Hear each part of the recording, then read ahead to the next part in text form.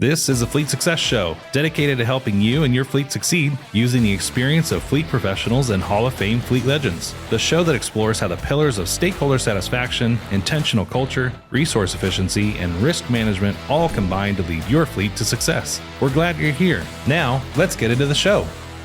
Hello, everyone, and welcome back to another episode of the Fleet Success Show. I am Marc Canton, your host today, VP of Product and Consulting here at RTA Fleet, the Fleet Success Company, and I am joined by my good friend and colleague, Andrew Finch. Andrew, how you doing, bud? I'm doing good. Thanks for having me on today. Oh, I'm super pumped to have you on. So Andrew is one of our fleet management analysts. Folks who listen to the show regularly have heard me brag about him and his compadres. I think we have, if not a monopoly, an oligarchy on the best fleet management analyst talent in the business. I'm not ashamed to say it. And Andrew is certainly one of the folks who make that true. Andrew, tell us a little bit about it. How did you fall into fleet, my friend? I think using the term fall is pretty accurate, because isn't that how we all get here? Yeah, right. That's what it feels like. It's kind of funny. I can say that my fleet journey started by a lot of easy apply clicks for jobs that I was looking for. So if that doesn't tell you I fell into it, then I don't know what does. That's funny. So you were just like, give me a job, any job. So yeah, just kind of a funny story, because Chuck Kramer was the one who hired me, who also works for RTA and has, I think, been on the show a few times. Chuck's one of our consultants, and he's a multi-time winner of various fleet awards associated with 100 Best Fleets and Government Fleet Magazine. Go ahead, Andrew. So anyway, when I was, he ended up reaching out to me, and all of a sudden, he started asking me these like fleet questions and data analyst questions. So I immediately had to get right on Google and start making myself not look like an idiot. So no, but all joking aside, I was brought on, and it was my first experience in fleet, and really for data analytics as a whole. I did a little bit at previous stops, and this was really an opportunity to really learn from the ground up. And I was given the opportunity to really, in the first month or two of working, just given, hands open, say, hey, learn fleet and learn analytics and do the best you can. And so, I was given every opportunity to succeed and to learn. I started out with the NAFA courses, and starting out with learning the CAFM, which really got me up to speed fairly quickly, and networking with some of other professionals at a lot of the different conferences and networking events that go on. I mean, there's no reason to not succeed in this industry. Everybody's helpful, and so many resources out there. And this is about 5 years after that, and I still feel like I'm just treading water. There's so much to learn. Yeah, you're a humble dude. You're a humble dude. Yeah. So if you said this and I missed it, forgive it. But you and Chuck were together at the city of Lynchburg, right? Yeah. In Virginia? Yep. Okay. All right, great. So here's why I wanted to have you on today. Thank you for, coming on with me here, because you recently kind of came up with something. I think you're going to be speaking on it soon too, right? If I'm not mistaken, or is it you did a write-up or a blog on this? But we'll answer that here in a second. But it's hard to explain, but it's something that I think I've known intuitively, and maybe others do too. And yet you've kind of come at it from an angle that I think is really gold and a cool perspective. And it's about the importance of utilizing statuses as a feature within your FMIS, and sort of why it's so important, how it's so important, and all the gains and that sort of a thing. So at a high level, is that accurate? Is that, where did you go? What are you doing with, how did this come up? And then, or did you do a write-up on it or something like that? And now you're going to speak to it? Talk to me here. What's the plan? How are we going to bring this to the world? Honestly, this was one of the first things. So I'd say statuses, both vehicle and work order, are near and dear to my heart, which is probably the most fleet geek thing I've said all week. So Um, I love, we're going to make you your own shirt. I love asset status. yeah. I'll expect to see that in the mail this coming week. So, All right. So let's all start right. there though. Like So why anyway, are asset statuses and knowing the status of the, first off, let's explain what we mean by an asset status, right?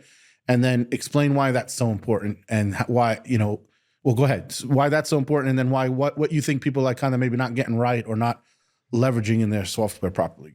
right. So we talk all the time on this show and really internally. This is We do. Yeah. not just a show thing. Is that availability is one of the top, if not the top status, if not the top metric that you can be tracking within your fleet. And so I would say is, as just kind of thinking through that, well, you sit down at your desk and say, I'm going to improve my fleet's availability today. Well, where do you start? And so I think asset statuses and work order statuses are exactly where you start. Because if you don't know exactly what's tracking availability, or if you can't even define yourself what is availability, then you're never going to get there. And so these vehicle statuses, when you define when a vehicle is available or not available, can't be anything else. It's one or the other. And same thing with your work order statuses. If it's in the shop, can the customer come get it? Is it available for the customer to use, or is it not? And so you have to really work through all these things to even get to the bottom of, honestly, I think it's the next rung down from figuring out your availability percentage. I think it's one of the best tools you can use. Right. Yeah. And so, well, first off, let's explain the difference. Because you and I agree, I think, and I think that not every system and not only that, not every fleet manager differentiates between asset status and work order status. So let's take a quick pause there and explain what we mean. Why are those different? What are the difference between those two? I think there is a little bit of a hierarchy here, because work order status should give insight into whether or not the vehicle's available, whereas the vehicle status actually should tell you where it's at and should be having availability connected to it. For example, let's just use a very generalized for vehicle status of active, or is it available, or something like that the vehicle is able to be used, they can be used. Whether or not is it being used is a different question, but can it be used is really what we're trying to solve for here. And so when a vehicle is being used and it's on the road and it's fulfilling what you got it for, then great, everything's all good. But now, what is the big times where it wouldn't be available? Well, when it's at your shop or it's at a different shop. So then you need to break that down a little bit further to know what's going on in the shop and is it available to be used. So, if it's and that's so you're really just tracking the status, the vehicle's availability as it's in your shop. Now, it might seem obvious that's like, well, if it's at the shop, then it must be unavailable. Well, maybe, not always. And so there's times where it actually is available, but it might still be in your parking lot. Well, how are you going to differentiate that? Because if you make a call for a customer to come pick up the vehicle and they take 5 days to get it, well, is that unavailable? That's not the shop's fault. Yeah, that's not the shop's fault. But if you're kind of lumping everything into, if it's in the shop, then we have an open work order status, then it's unavailable. You're doing yourself a disservice in that case. Right. I like to think of it, I'll get your take on this. I like to think of it in terms of, like, in our paradigm that we try to teach folks or try to encourage folks to use, is thinking in terms of metrics, in terms of the objective that you're aiming for, and what that metric is measuring your success towards that objective, right? So I know that sounds what that means is, right? Like for asset status, what are we trying to do? We're trying to measure what the availability or lack thereof of that asset is, right? And so within asset status, what do I need to know when it's not available, right? I need to know that it's available. And if it's not available, what data do I want to capture to have better insight into why it's not available? And so one of those things might be, it's out for repair. Let's just say it's out for repair. Okay, that's an asset status. If it's in a shop, and we talk about a work order status, the objective there is to understand, the progress of that work order, and if that work order is being blocked or slowed for any reason, having data that allows you to have insight into what are the slow points, what are the blocking points, right? So from an asset perspective, well, I need to know it's in the shop. Hey, if I have a low, why is my availability so low? Well, look at the amount of time my status is in the shop, or out for repair, or whatever, however you may call it. And then you have a lot of insight. Hey, guys, we have low availability, and here's the reason. The vehicles are spending way too much time in the shop. Okay. Now I go deeper, and I say, well, what's the holdup in the shop? Well, in the shop, it could be it's waiting on a bay, which means there's this big backlog of vehicles parked outside, and they just can't get it in. Could be it's waiting on a tech. Well, maybe we have a tech shortage, and we just can't get somebody to work on it quickly enough. It could be waiting on a part. Well, is there parts behind? Are we not inventorying parts properly? Is this a very rare part? Is it a part we should have, but we let go out of stock? Or, and to your point about parts is interesting because you could have, hey, waiting on a part unavailable, right? Because we ain't going out without brakes. It could be waiting on a part, we are available, need new light bulb for a rear dome light, right? Like you're not keeping that thing out of use for that, right? So to continue though, what's the insight that I'm driving on the work order status? We want to understand, where do we have an opportunity to improve our efficiency and to optimize our processes to make these work orders flow as quickly as they reasonably can. On the asset side, we want to understand, what are the various reasons? What are the things that are costing me time in terms of not allowing my operators? It could be shipping the vehicle cross country. Hey, got a big corporation, vehicle in transit. Who knows what it is? But the idea is, what is the insight that you're trying, to drive at, sort of a thing. And I think it's important to keep those separate for those reasons. I know a lot of people kind of mince them up, and I think it leads to it conflates issues, I think, at times. So, I mean, what are your thoughts? Is that a fairly reasonable, does that jive with what you're thinking here as far as how to think about these two? Oh yeah, for sure. And I think you hit on it perfectly. Like, if you're running at near perfect availability, then all of this doesn't matter. It really doesn't. But the fact is, everybody can be doing better. And so, I mean, these are identifying these pain points, because it's not just the sake of tracking these things just to track them, which unfortunately I do feel like is an easy trap to fall into. But you're tracking them to identify specifically why your availability isn't where it should be. And so, you don't have these statuses just to make things complicated, but and also it's for tailoring it to your specific shop. Not everybody's going to use the same statuses. Not everybody has the same workflow that you may have. So it really takes the team effort to talk about it, to talk through it. What are your processes? And I think a lot of the time, one of the first things events that stands out in my mind in Fleet is when we were first filling out the first NAFA Top 100 application. And I realize this is coming out at a time because it's, I think the application's closing today. Is that right? It's today. I know it's always the end of January. I didn't realize it was today. Yeah. We're giving away. Our marketers are going to kick our butt. We're giving away when we recorded this. There you go. So I can just say, it's like, I don't know, it's closing sometime soon. Okay. But so when we were first filling it out, one of the first metric that they suggest you fill out is availability. So very in line with, what we also preach. So what we did is, and as we were talking about, it's not just providing the metrics with these top 100 applications, it's giving the context. Why? Why is your fleet availability 98%? Or why is it, 68%? And so why is that? So as we were filling that out, we realized that we couldn't really answer the question of why. Why was our availability the way it was?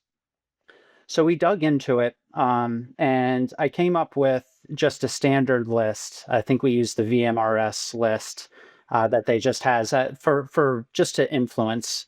and to give some inspiration into it. And what we did is we sat down as a team at Fleet, everybody within there, and we, for probably a few hours, we hashed out exactly the statuses that we need, why we needed them.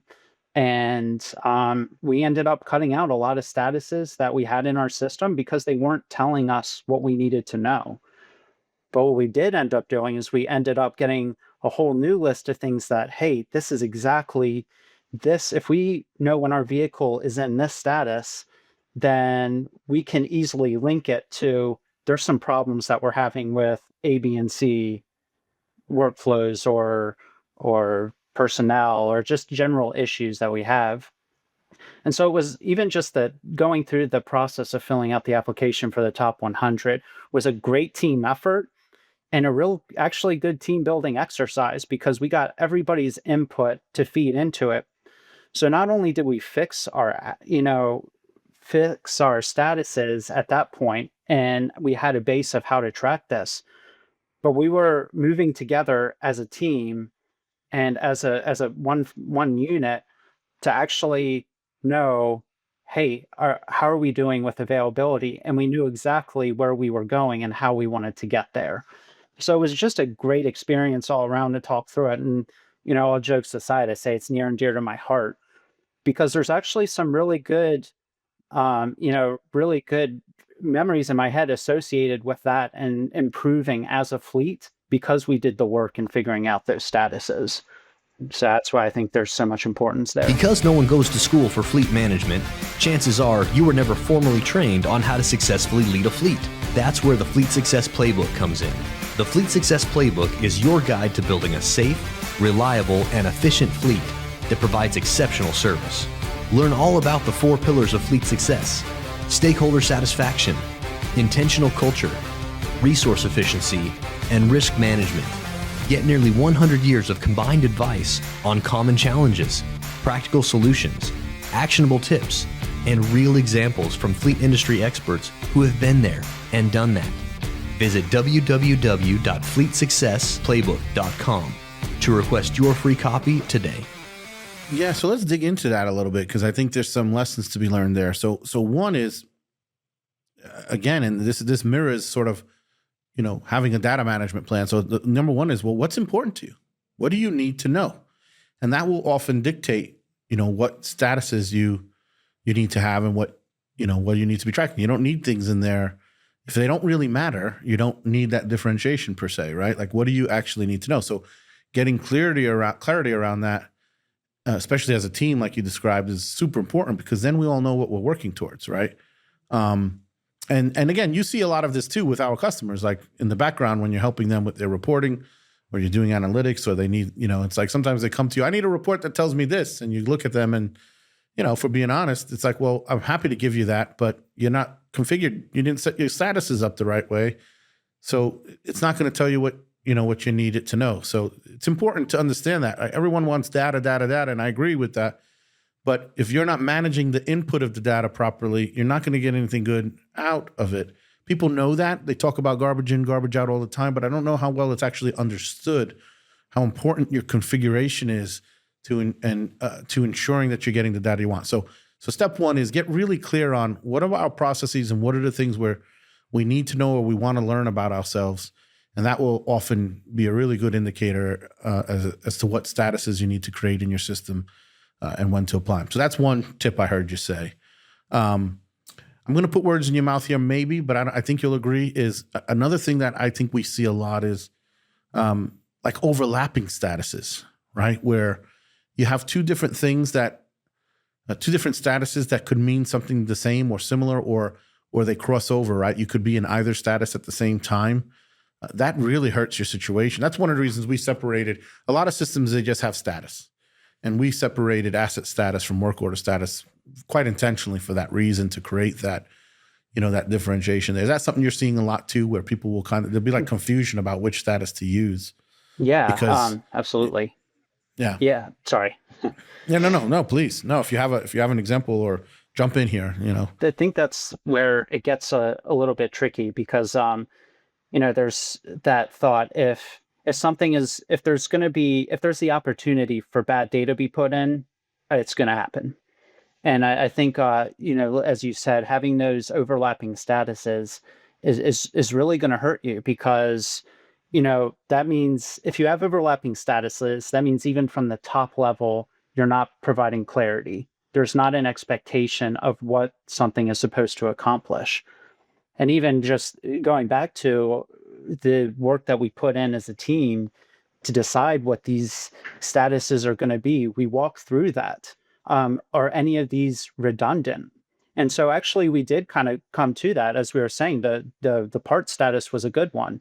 Well, we need a parts usable or parts not usable, or waiting on parts usable and not usable, because that makes a difference. And we just had it lumped into one category. And we're like, wait a second, that's not fair. And so even by just kind of breaking that out, I know that's, along the same it's a good one. lines. Yeah. And so I think ultimately it's that if your statuses aren't clear, you're not being clear about what's being expected of your fleet. And that's a great point. Huge. It's going to hurt. And the other thing with it too is it's one of the few ways where you can measure. Our system provides more than one. Where I'm very proud of that, but it's one of the fewer ways that you can measure performance sort of outside of your shop, right? Like, it's a great way to measure vendor performance. It's a great way to measure customer performance, right? Those sorts of things. Like, hey, the feedback I've gotten is it takes forever to get things out of the shop. So you know what? We're going to start tracking waiting for pickup, right? Maybe, right? And now we know. Oh, look how much time these assets have lost to waiting for one of your folks to come get them. You guys tell me what you want to do. Either you got to figure out a way to come get them, or should we hire someone? You want us to hire a runner? You're going to help fund the runner? We'll charge you for the runner. We'll deliver them to you, right? But having them sit at the shop when they're done, that doesn't help anybody, and it's hurting our organization's bottom line, right? So again, what are we looking to solve for? There's so many fleet managers out there today trying to argue that they need another tech or that they need a better facility, and yet they're not recording any data. They're trying to prove something without any data to back it. Well, start recording. This is how long we wait because we don't have enough bays, or how often we send something out because we don't have a bay that fits, or et cetera, et cetera. All of that could be tracked and recorded. If you're waiting for a tech, waiting for a tech, all of that could be tracked and recorded, and you can have hard data around what that actually looks like.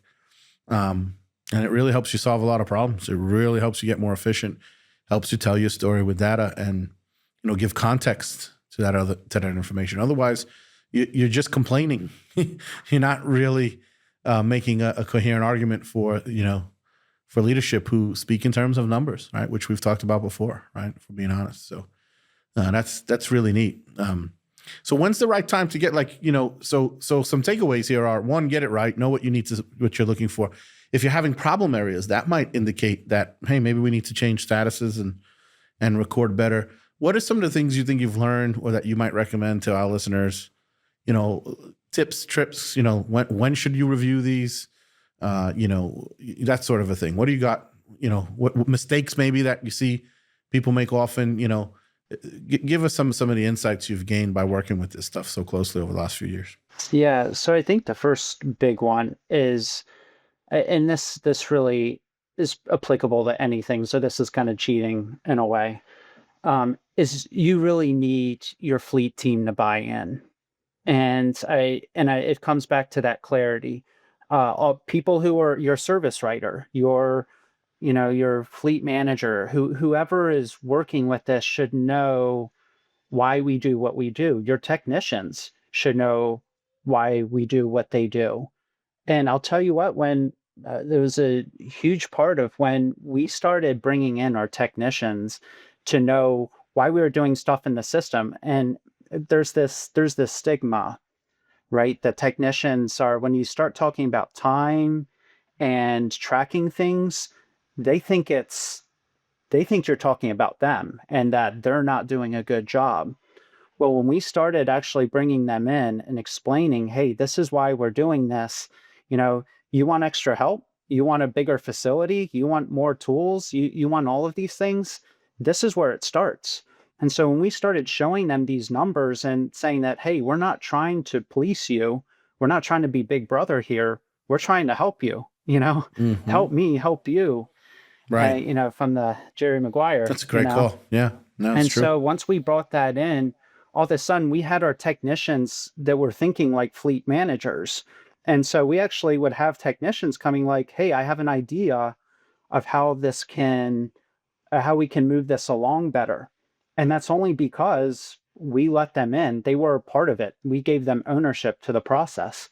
And so that's what I think is you need fleet buy-in into this, and not just a data analyst sitting in an office saying, hey, we need these 10 statuses and this is how they're going to work.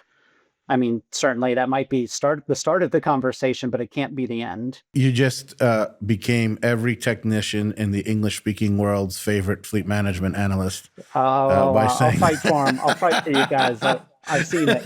I've seen it. All right, so that's a really good example. So we need buy-in, get the input of the team. They're going to see things that maybe you don't, and they're going to give you some insight there. Okay, that's huge. That's a big one. What else do you see? Again, tips, tricks, mistakes people make, et cetera. I think there's also, with every status, there's a workflow process to it. And I guarantee you, and again, I'm going to keep saying clarity, because that's ultimately what we're trying to solve for here, right? We are trying to solve for clarity, and we're trying to gain understanding. And so with every one of these statuses, again, it's not just the status, but there's a workflow that's embedded into it.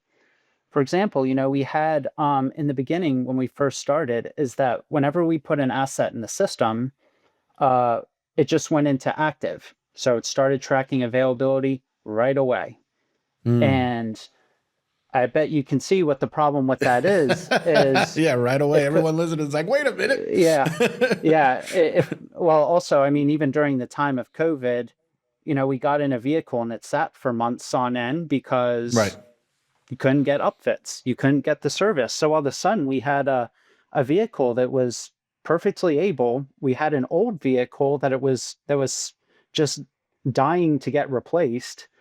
That's also is in the shop all the time because it's old and it should have been replaced. And so, the in-servicing, it caused us to take a look at who's doing the in-servicing. What's the process that we need to go through here? Do we need to make sure that things are getting upfitted and in-serviced even before they came in? So by even just deciding, hey, we're going to do an in-service status that's not going to be tracking that I guess you can make the argument, should it track availability, should it not? And that depends on, was a vehicle turned in at the time that it came in? Then maybe it should be, but right. So all the decisions there, that there's a workflow that happens with each of that. And so every one of these status, multiple people are involved to making this a more efficient run, just organization. So I guess the takeaway, as you're saying, is this is not just hey, we'll put this into whatever fleet management software you use, and then we will forget about it. There's follow-up work that's going to have to be done with every single one of these things. And you have to be open and honest and say, hey, this may not be the best thing to do, but at least it'll get us closer to start tracking what we need to. And I think I heard in there too, like you need to be thoughtful and intentional, right? Like, why am I creating this status? So that's a great point, right? You make a great point. I would argue most people, the way they use their FMIS, the minute the darn thing arrives, it's active, it's in service, and it's like, wait a minute, no, you got, do you need to upfit it? Are you putting lights on it? Are you putting stickers on it? It should have status that kind of lead into it before it gets, purely active, right? Again, that available for pickup, because you might call it active now and they don't come get it. When does it really become active, right? You're right, and you got to think of your flow, because in theory, one could argue it's active as soon as it gets there. And if you're willing to let that thing walk because you're so desperate, well, then great. But if your policies are, no, it doesn't go anyplace until it gets that DOT sticker, which it should, you probably don't want to call it available there. So that's a great point. People don't pause and kind of think through, their own workflows. So I think that's another sort of side takeaway too. Like, when's the last time you did a process review and re-engineered your processes? I mean, that's something you should be doing every few years as well. But that's a good point. Yeah. So is it safe to say, like what do you see as far as, hey, when folks get this right and they take the time to really set up their statuses and then also use them right, what is the benefit that they get? And then vice versa, like what vice versa? What are the problems that you see, or what are the character traits that fairly describe those fleets, right? Like compare hey, when I get it right, it looks like this, and when I get it wrong, it looks like that, sort of a thing. It is interesting that you say that, because I can't necessarily say that there's a definitive way that it looks, right? Because you might be actually doing better in tracking your fleet, but your numbers may be far worse. And that's okay. That's okay, because you can't, unless you are actually tracking accurately, kind of like you said, the garbage in, garbage out, then you don't know what's going on. You might have great numbers, but if they're not accurate, then what is it really doing? So I think I'd like to say that it's hard to know exactly what success is in this, because availability is one of those numbers that, like, if it's just a number, but what it is it's describing your fleet. And so I think probably the best thing that you could do to define that is really whatever data that you have, kind of do a before and after, right? This is what it looked like before, and this is what it looked like after. And if you have to do direct comparisons, like, okay, before, I don't know, I'm going to throw out a number out of the air, before January 1st, before we use these statuses, this is roughly the time over the past year or past 2 years, the average time that each vehicle was spending in the status. I don't know, I'm just throwing it out there. But then after, you can compare the apples to apples. It's like, oh, wow, we're having way more time now that's being put in, that vehicles are waiting for a bay, than we were before. Maybe because you didn't have a waiting for a bay status, or maybe it's because, you just weren't really doing it. Maybe the workflow wasn't there. Maybe the technicians were unclear.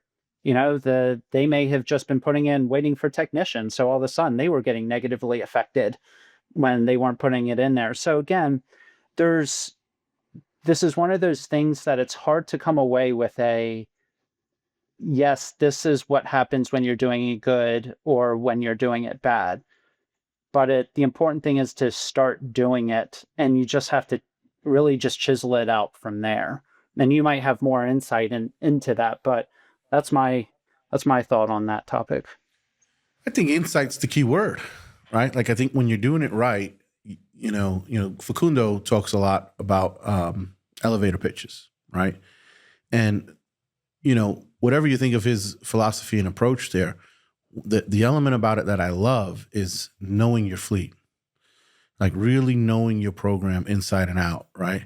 And so I think that by executing on this properly, I think it gives you insight to understand, hey, this is what we do well. This is what we're struggling at, and therefore what we need to be working on, right?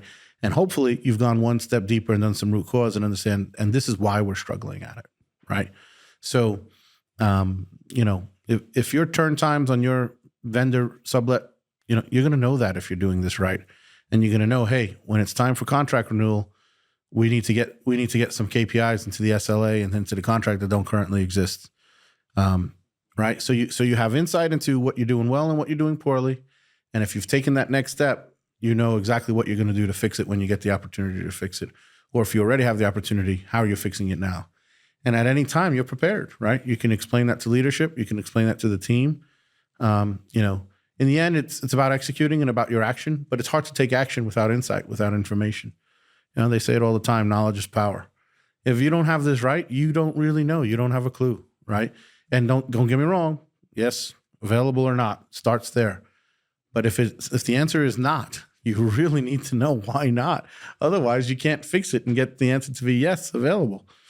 So the folks who get this right, I think they tend to have really high availability rates, and I think they tend to be much more efficient. And even if they're not there yet, they know why, and they're working towards it, right? And they have a really good answer to your point about 100 best fleets. They got a really good answer as to why their availability is or why these other metrics are what they are, and they can explain to the judges, hey, this is where we were, and this is what we're moving towards. So I think that's super important. I think these status, man, I think they're an underrated and key piece of really any decent FMIS system, certainly of ours. Every time I get on a call with a customer who's looking for help with some things, I find that the conversation leads back to statuses, even if that's not what they intended to talk to me about in the beginning. There's just so much insight to be drawn from getting that right. And I think you've keyed in on that for us, right? You've emphasized that, for the teams in here at RTA. So kudos to you for kind of having that insight and picking up on that. It's a major tool. It's a super important tool. If it's one you're not using today, stop, get on the horn with your CSM and your FSM or whoever helps you, your account manager, and say, hey, how do I get using this and using this properly today? And we have many customers who we've helped, and they'll call us saying, I need a report that does this, or I need that, and by the end of the conversation, it's, hey, all right, let's set up your statuses properly and get you guys using it. So, all right. With that, my friend, I want to thank you so much for all the time you've spent with me. I think this is really neat and really cool. And I can't wait to have you on again soon. Yeah, thanks for having me. This is awesome. All right, brother. Take care. All right, everyone. If I have any questions and, topic ideas or more questions, or you want to hear more from Andrew, go ahead and email us at podcast@RTA Fleet, or visit our website at www.rtafleet.com. And with that, have a wonderful day, everyone. Take care. We hope you enjoyed the show. If you'd like to help support the podcast, please share it with others. Post about it on LinkedIn or leave a review. Want to learn more about our fleet management software, Fleet 360? Check us out at rtafleet.com. If you want to learn more about having your fleet evaluated by our consulting team, go to fleetconsulting.com.